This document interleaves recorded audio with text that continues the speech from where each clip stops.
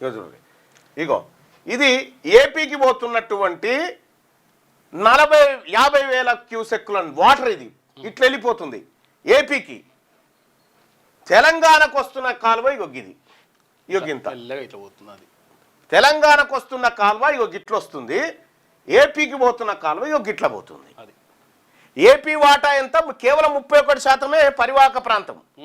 కానీ తెలంగాణ భూములల్లకేని పోతుంది కృష్ణా నది, తెలంగాణ భూములు వారాయి.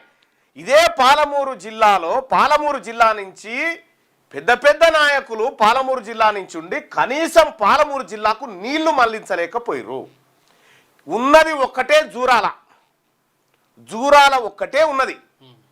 జూరాల తర్వాత శ్రీశైలము, ఆ తర్వాత అక్కడి నుంచి మనం కేవలం 1500 క్యూసెక్కులు 1500 క్యూసెక్కులు మన శర్వాలకు వస్తుందిగా గిత్తత గా కాలువ మనకు ఇగో ఇట్లా సముద్రాలు నిండినట్టుగా వాళ్ళకు పోతా ఉంది.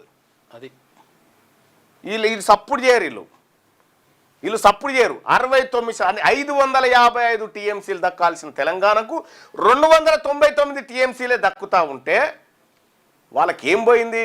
సంతకం కూడా పెట్టొచ్చిండు కాక. కేసీఆర్ సంతకాలే పెట్టి వచ్చిండు కదా, కేసీఆర్ సంతకాలు పెట్టి వచ్చిండు.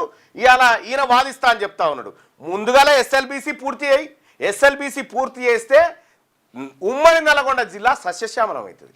పాలమూరు జిల్లాకి ఎక్కడికి వస్తుంది? డిండి ద్వారా. అక్కడనో ఇక్కడనో ఖమ్మం దాకా పోతాయి. ఇవి చేయరు. ఆల్రెడీ తయారైన ప్రాజెక్టును ముట్టుకోరు. ఆ పిల్లలు తీయరట, కొత్తవి కడతారట. కొత్తవి కడితే కమిషన్లు వస్తాయి. కాబట్టి కేవలం కమిషన్ల పంచాయితే వీళ్ళది. ఆయన కాళేశ్వరం బట్టి కొట్టిండు, నేను మూసిని బట్టి కొట్టాలి, ఇంకా కొన్ని ప్రాజెక్టులు మొదలు పెట్టాలి, కమిషన్లు కొట్టాలి. ఇగో ఇదే కథ. వీళ్ళు నీళ్ళు ఇవ్వడానికి ఏం లేరు, మొత్తం ఇదే దోపిడీ. ఈ దోపిడీకి దిగబడ్డరు.